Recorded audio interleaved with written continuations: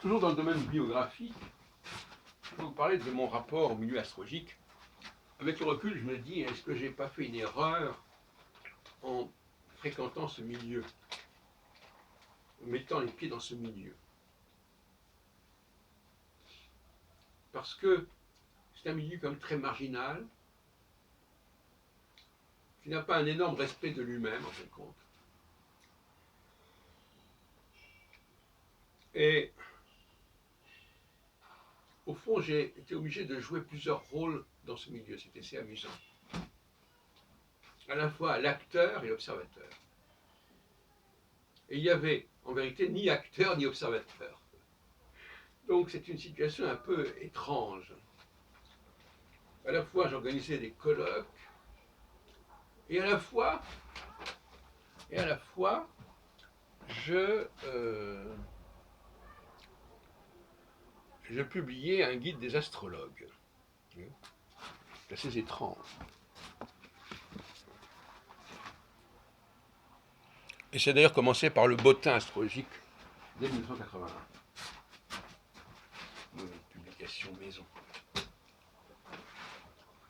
Donc j'étais à la fois celui qui faisait les choses et celui qui racontait ces choses. Ce qui fait quand même beaucoup.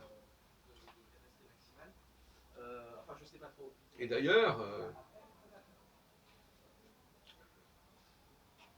des gens qui étaient en mesure de parler du milieu astrologique et de le décrire d'un point de vue scientifique, systématique, exhaustif, on n'en a pas trouvé d'autres que moi. Et en 1994, Franchon Pradali-Roy me demandait d'ailleurs de faire un guide pour les éditions du Rocher. Ça n'a pas eu lieu pour des raisons un peu sordides, sur lesquelles je ne reviendrai pas. Mais j'étais à la fois celui qui agissait et celui qui racontait ce qui se passait globalement dans le milieu astrologique.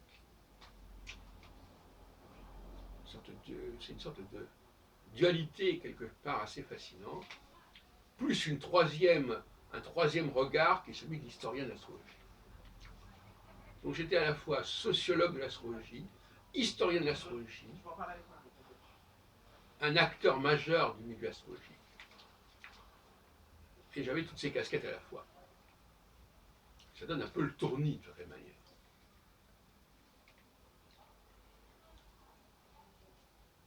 Et par conséquent, comme on dit, on n'est jamais si bien servi par soi-même.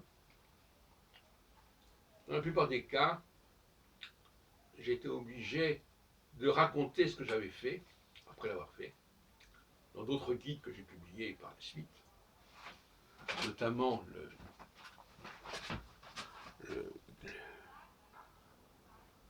le guide astrologique de 97, qui ne paraissant pas aux éditions du Rocher, est paru aux éditions Laurence.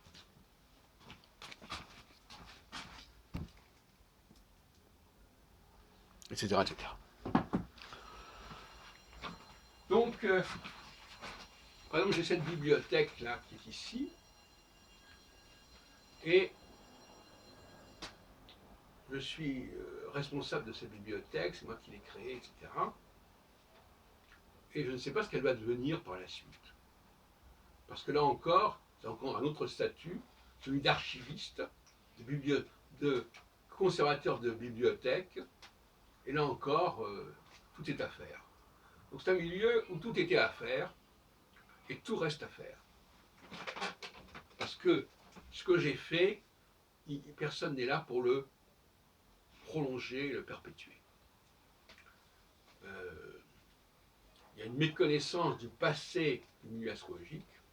Bon, j'ai publié effectivement la vie astrologique il y a 100 ans, la vie astrologique l'année 35 ans, etc. Mais là encore, en tant qu'historien du milieu astrologique, et alors je ne veux pas être désagréable, mais certaines personnes qui se sont lancées dans cette direction ont montré une mauvaise foi effarante en ne mentionnant pas certaines données évidentes, certains personnages, certaines périodes évidentes, et en racontant de manière complètement fantaisiste cette histoire du milieu astrologique et du mouvement astrologique.